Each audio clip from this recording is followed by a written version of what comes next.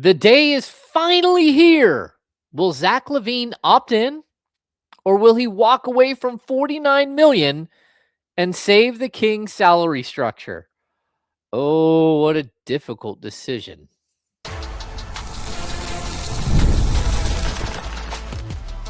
You are Locked On Kings, your daily Sacramento Kings podcast, part of the Locked On Podcast Network. Your team every day. Welcome in. I am James Hamby, Kings Insider for ESPN 1320, the Kings Beat, and host of Locked On Kings. Today's episode is brought to you by FanDuel. The biggest stage in world soccer is here. Let there be goals on FanDuel. Visit FanDuel.com to get started now. All right, let's dive into today's show. Happy Zach LaVine Day. This is a day where he is going to either opt in or opt out to $49 million. It will happen sometime on Monday. We'll get some sort of alert, or heaven forbid, we'll hear some sort of information and, we'll put it out there. All right. Secondly, in the second block, we're going to talk about the latest from around the league. The NBA has absolutely gone bonkers. We've warned of this. We've talked about this, but all of a sudden, there's so many big names that are like teetering on the balance. Will they be traded? Will they not? Some of them tied to the Kings, some of them not, and mostly indirectly to the Kings if they do. And then in the last block, we're going to set up the wild week ahead because there is so much going on this week, both in Sacramento, but also as a whole if you're an NBA fan. All right, we have reached the decision day. Zach LaVine has until Monday to make a final decision on his fate with the Sacramento Kings. It is widely considered a foregone conclusion that LaVine will opt in to his $49 million contract for this season. But there's always a chance that something changes last minute. The fact that he is still a Sacramento King as of right now, and we have not heard whether he is going to opt in or opt out, might actually be a little bit of a good thing for the Kings because there is just this small sliver of hope that he will opt out. And of course, the Kings will help him with the sign and trade. So let's break it down one more time. If Zach LaVine opts in, he instantly becomes if he opts out, he instantly becomes an unrestricted free agent and can join any team. But if he opts out, it's likely that he and the Kings have an agreement in place for him to sign a new contract and be traded elsewhere in a sign and trade. The Kings gave LaVine and his agent, Rich Paul, clearance to find a sign and trade partner a couple of months ago. The writing has been on the wall, I would say, dating back to exit interviews. Even at that moment, LaVine made reference that he might have options outside of Sacramento. Whether any of those options have come to be reality, we don't know yet, but we might find out as early as Monday, realistically. So here's kind of how it will work. Don't expect LaVine to opt out and re-sign with the Kings. That's not going to happen. Everything I know about this situation, that's not on the table for the Kings to maybe sign him to a more team-friendly, longer-term deal, like having him opt out of a $90 million deal and signing him to out of a $45 million deal and having him sign like a 3-year, $30 million deal with a team option or something. That's just not happening. Um, so but there are other mechanisms that could be in play here. So again, for the Kings, the weight of the 49 million is just a disaster. And for LaVine, he would like to find long-term stability, but that would of course come in a sign and trade. And the Kings, again, they're willing to work with Zach, but it has to be the right situation. They're not just gonna, take on a massive liability contract that's 3 or 4 years, unless it's an absolutely spectacular player that they like the fit and think it fits their team arc. So that's going to be the one option. If he, we talked about this last year. If LaVine opts in, the next question is whether he will try to work out a buyout with the Kings. If he's not part of the future, maybe he can give some money back and get let go early. If I'm Zach LaVine and if I'm actually the Kings too, I would want this done like sooner rather than later. Again, we talked to our friend Yossi Goslin last week. maybe a little over a week ago when it came to the salary cap. And from his point of view, as a salary cap expert, he thinks that Zach LaVine would probably need to give back somewhere around the mid-level exception, which is basically $15 million. So as opposed to a 1-year $49 million deal, the Kings could potentially buy him out for something closer to like 34 million and allow Zach to go out and try to get that mid-level money somewhere else. Whether he signs a 1-year deal, whether he signs a 3-year deal, whatever it might be, it would at least give an opportunity to go, number one, make the money back that he gave back to the Kings. But also, if you do a reduced salary move like that, then you don't get the offset when you do sign with another team. So it's possible Zach could actually make more money. Maybe he gets a $25 million a year deal. I don't know, maybe he gets a 3-year 60. And again, you add that to the 34 million that the Kings would give him in this situation, and now he's making $94 million over the next 3 years and everybody's happy. So I think that that's one avenue. But again, um, it's a busy market out there. And I don't know how many teams are lining up with a mid-level exception to sign Zach LaVine. It might happen. But what you should know is if he picks up the option, basically it's over. Like he can't get a sign and trade after that. Again, the reason why the Kings could trade him, but a sign and trade isn't going to happen. There's not going to be a team out there that wants to use the Kings as a sign and trade partner and give Zach LaVine not only 49 million this year, but like some sort of extension on top of that. They might trade for Zach and then work out an extension for themselves, but that doesn't need to include the Kings. It certainly doesn't need to include the Kings, like looking at like a $60 million deal 2 years from now or something. So I would expect, again, if he opts into the deal, that that's when we're going to start hearing whether there's a buyout or whether the Kings are just going to let him ride out the season in Sacramento. So the other option, I guess, is I'm just going to take it off the table. It's an option that I liked early on, which was trying to get Zach LaVine to take less money and then using the stretch provision. And basically, if you can get him down to 49 mil from 49 million down to like 39 million, waiving him using the stretch provision, and then basically be like 13 million, 13 million, and 13 million over the next 3 years. The Kings, from everything I know, just are not interested in having 13 million in dead cap space for the next 3 years. I actually think it would be more likely that they just buy him out regularly, as long as he's willing to give something back. And then I can even talk about this too. There are 2 ways in which you can buy someone out. Number 1, you can buy someone, well, there's actually more than 2. There's, again, the stretch provision. There's also like what we talked about, where let's say he gives back 15 million and you sign him to you waive him at like 34 million. And then there's also like, that's what I would do now. If you're going to wait until like the trade deadline, that's when you're going to get way less in a buyout. So if I'm the Kings, I would be more inclined to buy him out now and let him go find a team to go play with, as free agency opens, than waiting until after the deadline in February. Because then at that point, this is going to work out negatively for everybody involved. Number one, Zach's not giving back 15 million bucks because he's not going to get that on the open market at that point. So, again, he might give back 3 million so he could walk away. But then the other thing for Zach is that he would have to, again, if you get to after the trade deadline, which is early February, he has until March 1st to clear waivers if he does get bought out by the Kings, in order for him to sign with a new team and be able to play in the playoffs, to be playoff eligible. That's not a good situation either. Because at that point, number one, why not just keep him till the end of the season if you're the Kings?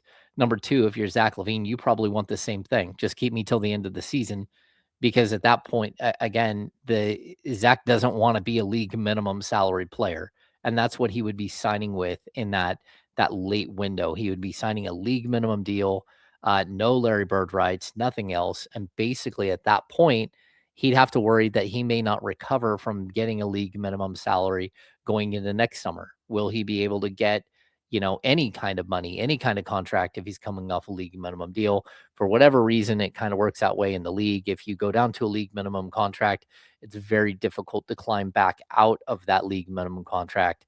Again, if you want examples, you can just look at Russell Westbrook from last season, who way outplayed a league minimum $3.4 million salary. But that's all he was going to be able to make. So, of all the solutions that we've talked about, my personal preference would be to buy him out. If a sign and trade doesn't work right now, I would move quickly to see if they'll take a buyout. If they're going to sit there and hardline you and say no, they only want to give back $5 million or something, then just walk away and say, okay, well, we'll see you in late September when training camp starts, and no promises of how much you'll play or anything else. And we'll see how that works out for you in free agency next year. That's where I'd kind of be if I were the Kings. But I think that everything is going to be figured out relatively quick here with Zach. Just my personal preference, I would try to get it done now.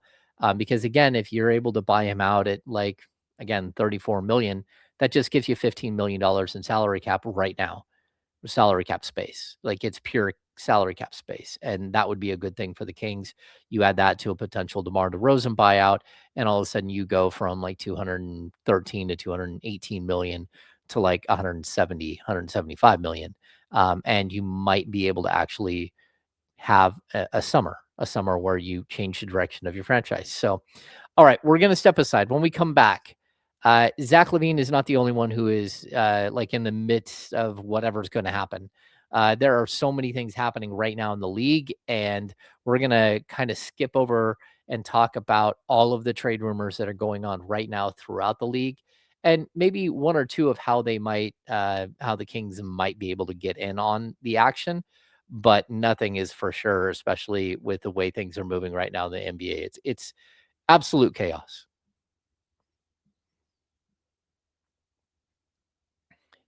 The biggest stage in world soccer is here, and every match feels like it has the potential for a memorable moment. One goal can completely change the energy of a game, shift momentum, and alter the outcome in an instant. That's what makes tournament soccer so exciting, from the opening whistle to the final kick.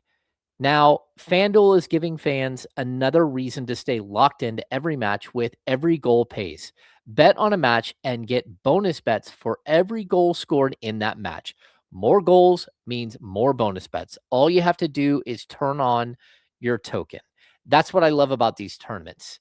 You can turn on a match between teams that you don't normally follow, players you have no idea who they are, and suddenly one goal changes everything. The tension builds so quickly that you're invested before you even realize it.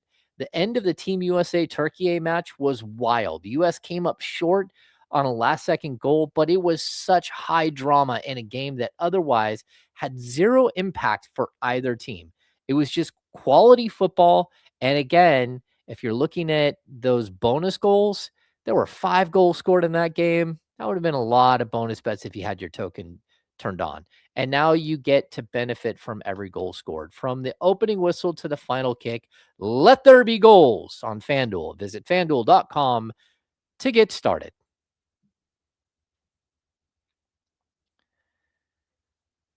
All right, get your daily Sacramento Kings fix completely ad-free by joining the Everydayer Club today. Start your 7-day free trial right now and get closer to your team without the interruptions.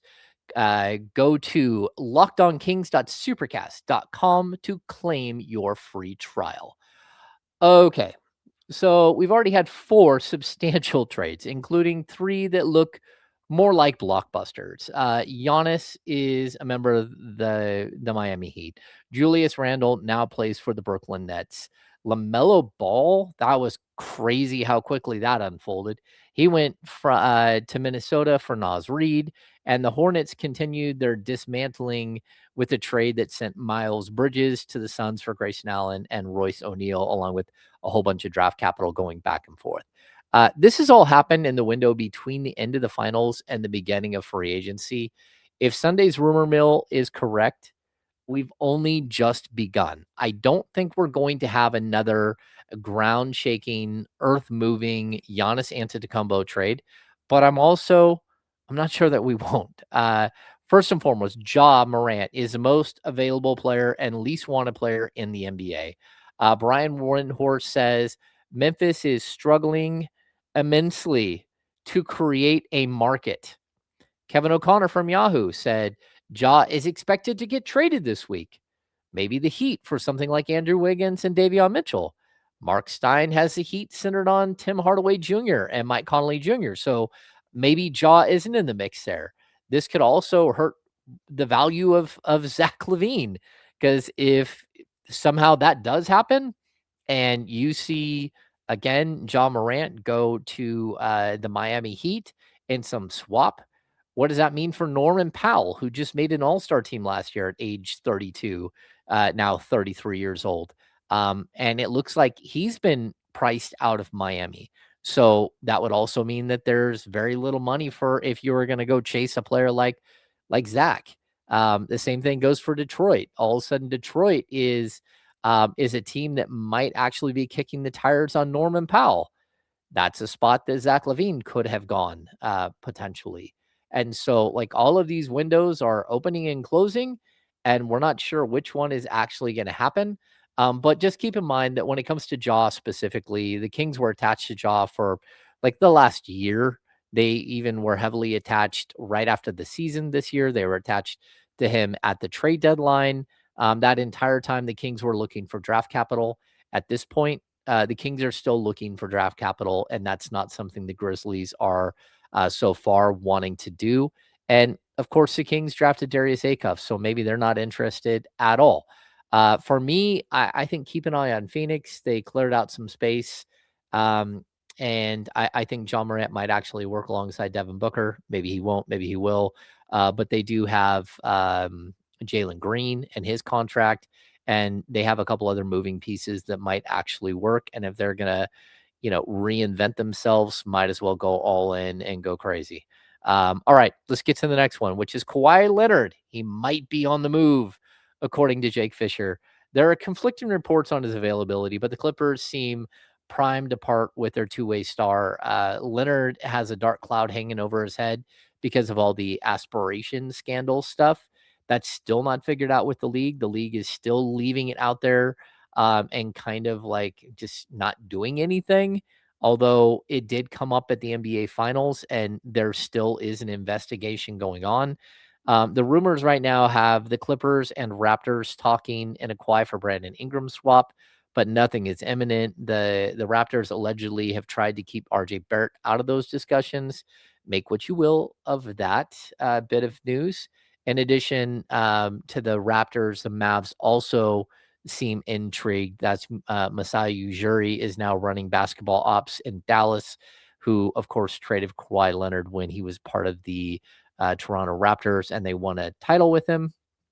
But I think Kawhi has a very short list of teams that he's willing to sign an extension with, and that may be causing some consternation here.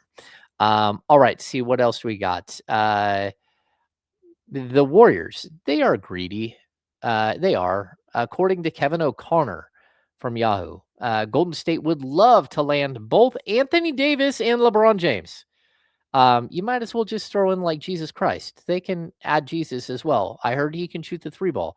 But this is the Warriors, so they're always going to be in the mix of what could be and what often does not happen.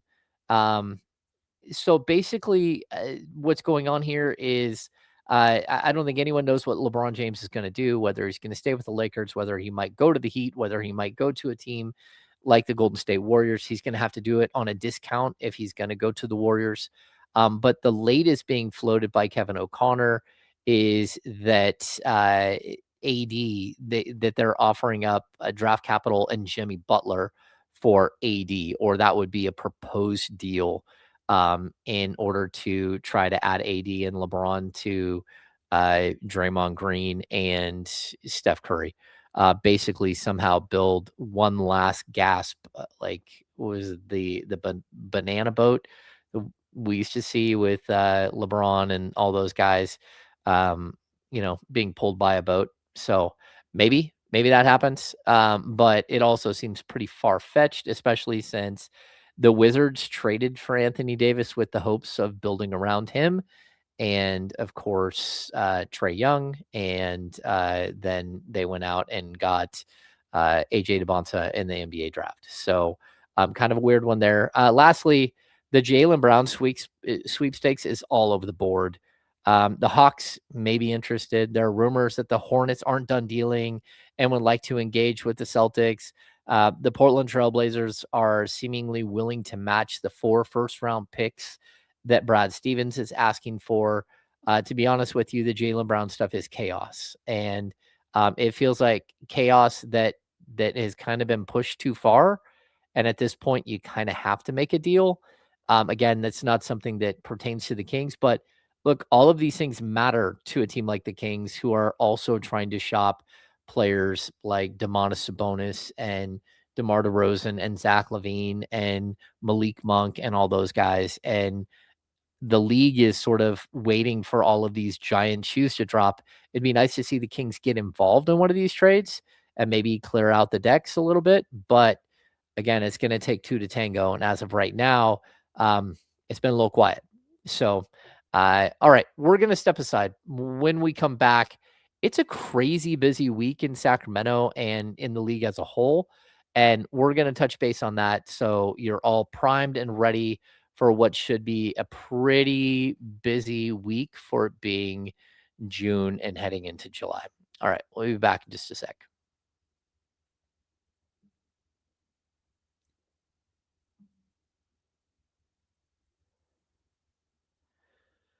All right, let's get on the same page. Monday is media availability day for Darius Acuff Jr., Alex Caravan, and Emmanuel Sharp, the Kings' 3 draft picks from this last week.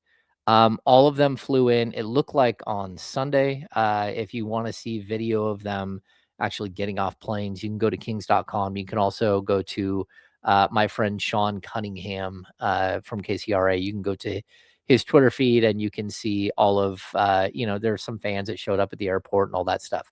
Really cool to see a warm reception for these guys, but we will have a full press conference on Monday. I believe it starts at 11 a.m. I will drive down after working the morning show, The Jump on ESPN 1320 with my man, Jesse Tapia. But just keep that in mind for tomorrow. It's going to be a pretty busy day because the Zach LaVine stuff should also be hitting at any time. So again, it should be an interesting day. Look for video clips. You can follow me at James_Ham NBA. We'll have another podcast tomorrow night, which will go over a lot of this stuff. But also, if something happens with Zach, we'll also be on top of that as well. Acuff is the headliner for tomorrow, but Caravan and Sharp are both high-quality glue guys that the Kings are hoping to build their culture with. So, again, it should be an interesting press conference, and hopefully we'll get some comments, not just out of Acuff by himself, who will be wearing number 5. Neat Clifford is going to move off of his number 5 and allow Darius Acuff to take that number. We don't know what's going to happen with Neat Clifford, what number he might end up with, but I believe he wore number 10 at the college level, which is what DeMar DeRozan wears. And if DeMar DeRozan is not here in Sacramento, there's always a possibility that Neat Clifford could move to that number 10. Caravan and Sharp, I think, are number 33 and number 34. I can't remember in which order, which reminds me of the 1994 draft, 95 draft, where the Kings selected Brian Grant and Michael the Animal Smith, and those two were number 33 and number 34. Also, Jason Thompson won number 34 for a long time. He actually holds the all-time record for games played in a Sacramento Kings uniform, all wearing that number 34. Okay, so I mentioned the first block. Monday is also the day. It's Zach LaVine Day. Will he opt in? Will he opt out? The intrigue is palpable. It's not. On Tuesday at 3 p.m. Pacific time, the NBA officially opens its free agency window. As of now, the Kings don't appear to be major players due to salary cap constraints, but things can move quickly, and especially if they do something crazy with Zach LaVine, or they move off of Domantas Sabonis, or they move off of DeMar DeRozan, all of a sudden the Kings could have some cap space. I think the one thing I would focus on there is we'll likely know the fate of Precious Achua relatively quickly in the free agent window. The likes of Russell Westbrook, Doug McDermott, Drew Eubanks, Patrick Baldwin, Daquan Jeffries, that will have to wait most likely. Those are players who you don't typically sign on day one of free agency. Maybe after the free agent window has kind of like the big blow up has kind of happened and we're moving away from it, that's when you might see the league minimum style players get signed as well. According to Keith Smith from Fanspo, yes, yeah, no, Jesus, that's gonna bug me. Keith Smith is, of course, from Spot Trek. Um, According to him, the Kings made a qualifying offer to Daquan Plowden, making Plowden a two-way restricted free agent. It should be noted that the Kings, who are usually quick to hit the undrafted free agent market, signing two-way players, were relatively quiet this year. And at this point, they have not signed additional two-way players, with most of their two-way players, I believe, expiring. So we have Isaiah Stevens. Last season, they also, I believe, Patrick Baldwin signed late to a two-way. And then, of course, they took that was part of Dylan Cardwell's contract. And then, yeah, again, Plowden was on a two-way contract last year. So Isaiah Stevens, Plowden, and Cardwell. Cardwell got bumped up the regular roster. We do have a summer league roster, according to a source. The Kings will be including BJ Edwards out of SMU to their summer league roster. Edwards averaged 12.7 points, 4.9 assists, 5.9 rebounds, 2.3 steals in his final year at the NCAA level.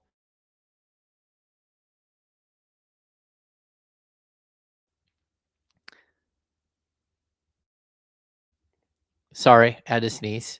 As the week wears on, the team is likely to add more to the summer league roster. We'll see that probably on Tuesday. The Kings will also probably hold a mini camp this week, which will probably happen Wednesday, Thursday, possibly, maybe Friday. Also, according to a league source, Kings assistant coach Chris Darnell is set to coach the summer league roster. Darnell joined the staff last season after coaching the Canton Charge of the G League. He's also spent time with the Suns, the Cavs, and the Jazz after playing, having a 4-year career as a player at William and Mary. So just to kind of track it down, we have a media session on Monday, followed by Zach LaVine's decision that may or may not happen in reverse order. We have free agency starting on Tuesday. We have a mini camp and then the start of the California Classic, which is on the 4th, 5th, and 6th. And then once the Summer League squad is done with the California Classic, they head straight to Las Vegas for the NBA's standard Summer League session, which starts July 9th to July 19th. Again, this week, this is about as busy as it gets for the offseason. And it's wild. Things are all over the place. The Kings roster could look completely different by the end of the week. It could also look very similar. We just don't know at this point. It's whether or not Scott Perry can get something done. And he's up against it. He understands that. He also understands that he's got some bloated contracts that are extremely difficult to move, and that the Kings are more likely to do things like start by, waiving DeMar DeRozan to save a bunch of money there and get them under the luxury tax so they can actually breathe and try to piece together the rest of the roster. Again, busy week. There are tons of possibilities here for Scott Perry and his staff to reinvent the team on the fly. Make sure to give me a follow on Twitter at James_ham NBA. You can follow me on Blue Sky there as well. I'll keep you up to date with everything as it rolls out. Try to get confirmations or break news the best we can as we're going along. It's going to be intriguing. Also, look for video clips and everything else, especially if we have media sessions on Monday, but then probably media sessions Wednesday, Thursday, Friday-ish, maybe just Thursday, Friday. But we probably will have at least one mini camp day, maybe two, where we get to see that the summer league squad before they kick off. And hey, look, I think you can still get tickets to California Classic. Um, I highly recommend it. You'd be the first one on the block to go see Darius Acuff play, to go see Alex Caravan, to go see uh, Emmanuel Sharp, and then the rest of the squad. And again, we have no idea what the summer league squad is going to look like, but I'm hoping to see Neat Clifford, maybe Killian Hayes. I'm not sure. It was certainly Dylan Cardwell. I'm not sure if Max Reynaud is going to be back or not, specifically for the California Classic, or for Summer League as a whole. There's a possibility they hold him out after he started 56 games or whatever it was last year. But he also has been. He flew to France to play for their national team as they're prepping for some tournament coming up. So again, we have no idea if he's going to be here for California Classic or Summer League. So anyway, thanks for tuning in. Make sure you subscribe and follow Locked On Kings so you get all of the latest episodes. Hit the notification button so you get alerted when we post. Jump in the chat on YouTube. It's been on fire. Big shout out to everybody who's been coming in and hanging out, and not only chatting there, but also just watching the pod wherever you get your podcast. Certainly the YouTube numbers have been astronomical over the last couple of weeks. We love it. I love to see it. Thanks for tuning in. Make sure to subscribe to the channel while you're there. Again, it just makes everything way easier. And if you never miss an episode, the Everydayer Club is built for you. Get Locked On Kings ad-free, plus members-only Discord access, and more. Head to lockedonkings.supercast.com to join the club. For those of you on video, we send you to the first ever 24/7 national YouTube NBA YouTube channel. On audio, make sure to make your second listen of the day NBA Game Night on Locked On Kings. Hey, we will see you tomorrow. And hold on to your hand. It's going to be a busy week. It's going to be a little chaotic. It's going to be wild.